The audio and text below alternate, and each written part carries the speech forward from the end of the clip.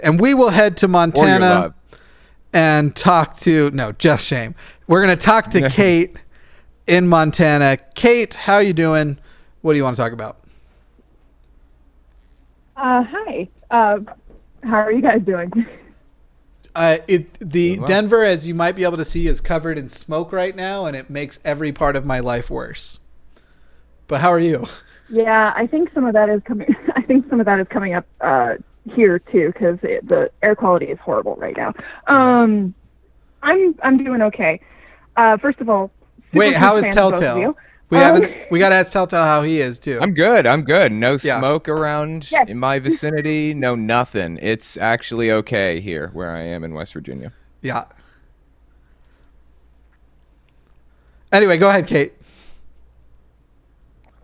So my question is, I am in a very, very small town in Montana, and it's incredibly theist. Like, I think there's only like 1,600 people here, and there's 12 churches.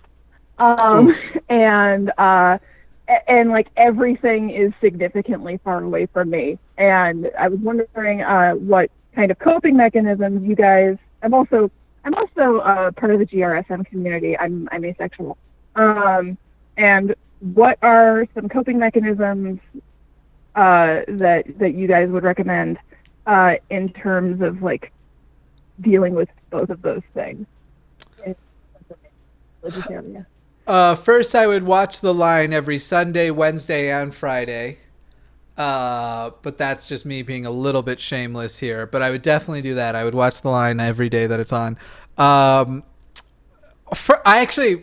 can't get past 1,600 people between 12 churches. Are some of the people doubling up on churches? How is that even like financially sustainable? Are people attending multiple? I don't know. I recently moved here for a job, and we actually have some people who like we have what could be considered a cult in the area too, to sort of add to the mix. Oh, good. That does happen in places like Montana, where you have those like kind of out in the country areas, and you get a commune of people that pop up, and then suddenly we're the warriors of the light kind of stuff. Yep. What would you say is the actual answer? Sorry, go ahead, Kate. I've actually been trying to figure out which denomination they're from, but I have yet to have any success in that realm. There is the possibility that you're seeing the entirety of when you're talking about like small town cults, it may literally be that they're not part of a greater denomination. They might be, I mean, they certainly. Oh no, they Branch of definitely are. They have a, Yeah. they have. I've been able to find out that they have communal living situations in multiple states. Okay, gotcha. They're one of those. Interesting. To the actual question, do you want to start off, Telltale? Sure. So, correct me if I'm wrong. How do you cope with being in a very tiny town that's giga religious, right?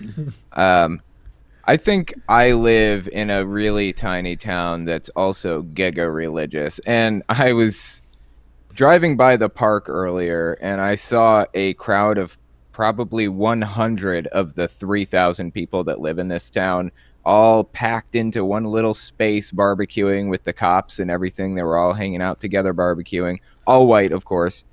That fact aside, I think one of the primary ways to go about coping with it is getting very involved in a community that's like-minded. Now, obviously, you can't find that where you are, so finding it online is probably your best bet.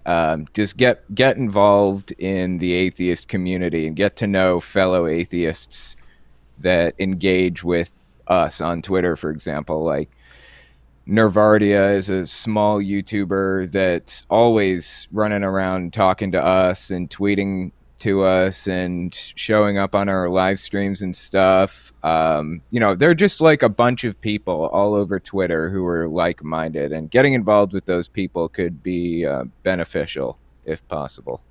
Yeah. Also, if you want something local for like towns next to you or near you, or possibly even a few people where you are, resources like Meetup are good. I would be. Just know that not any atheist community is good. In other words, just if you just hear like, oh, we're the atheist community of, I'd vet a little bit the communities before you go joining, because if there's anything I've really, really come to terms with in the last couple of years, it's that there's a lot of toxic atheist spaces. Oh yeah, weirdly, right? Yeah, tons. Being an atheist, unfortunately, does not mean you're a humanist, and it doesn't mean you're a skeptic. There are a lot of people who think they're humanists and think they're skeptics that will use those phrases, but they are not. Some will even put them in the names of their channels. They're very non-skeptical channels.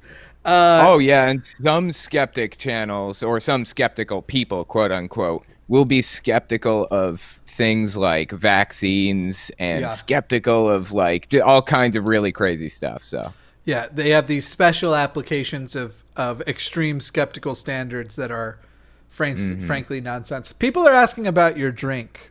You're apparently drinking a potion out of a beaker. No, yeah, this is a beaker mug. I'm drinking out of a mug. I got it on Amazon, I think, forever ago. It's a beaker. It's coffee, decaf, because it's nighttime. I didn't say, coffee this late. Topo Chico, give me money and I'll tell people how much I like your product. They should sponsor this thing. Anyway, sorry, back to Kate. So Kate, I think the answer you're going to find from both of us is finding community somewhere. You can start off in the live chats of shows like these, and again, watch The Line every Sunday, Wednesday, and Friday. That's going to be a very helpful Discords too. Weekly. Oh man, I don't agree with that though. I hate Discord now. So I hate Discord also. I like a very controlled and limited Discord, which is why we're switching over. Like I'm having a patron exclusive one. That's what I got. The Discord that we built up, we're actually giving over to be fan run, because I hate it. You'll meet lots of great people there, and there'll be lots of fun people there. But then there are just a lot of people on Discord who their whole day is, I'm going to go find Discords to try and pick on, insult, and be shitty to people. Or there's the pedophile problem too. That's, I think, categorical. Like that. I think that explains the problem across the entire platform. I don't understand it, but I agree.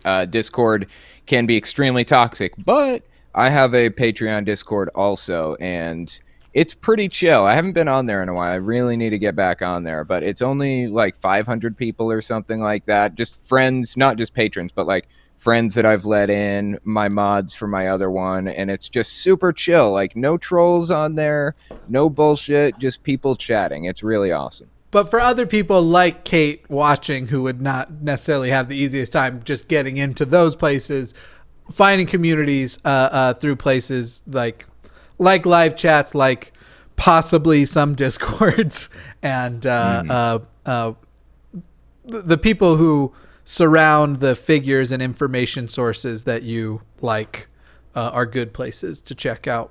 Community is a big one. And then I guess with like your day-to-day, are you openly atheist where you live in Montana, Kate? No. I lived in New Jersey beforehand, and I was very openly both ace and atheist when I was in New Jersey, and it wasn't really a problem. But here, it's like you even mention any like having enjoyed Norse myths as a kid, and people freak out. Like all of a sudden they think that you're talking about the devil. Having enjoyed what as a kid? Norse myths. Oh, Norse myths. Got it. I thought we were talking about some kind of drug. Anyway. No. It's fine. I thought you said something snips, and I was like, I don't know all the drugs anymore. Yeah, no, that's tough. Are you in a situation where you're eventually going to be able to leave, or are you there for a while? I actually moved here by choice. I was planning on staying for a while, but I'm like there are some large cities in the area that when COVID's not an issue, because COVID is exploding here. Yay!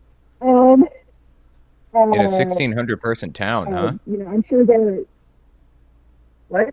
Oh yeah. We've had a significant boost in cases recently. But the largest cities in the area, when COVID's not a problem, I'm sure do have some meetups and things. But until then, I'm kind of locked in.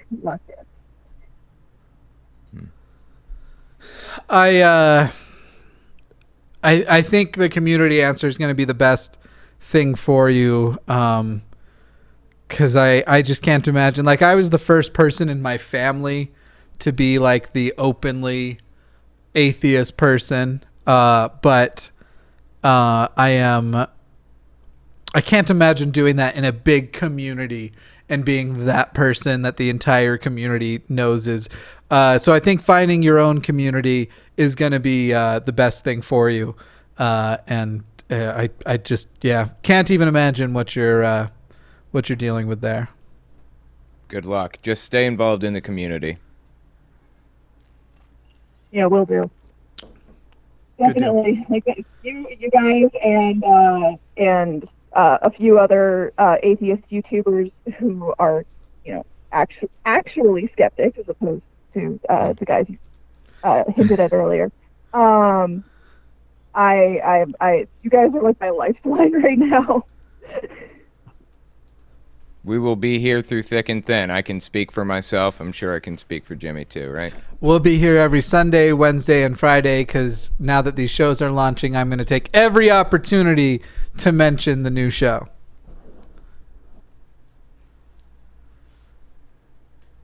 All right, Kate. Awesome. Yeah. Sorry. Yeah, I did kind of just leave you much. hanging. Thank you for calling in. Thank you. Bye-bye. Bye. Hey, thanks for checking out this clip for The Line. While you're here, hit that like button, hit subscribe, turn on notifications, and then share this with that bitter uncle of yours who loves talking about the good old days.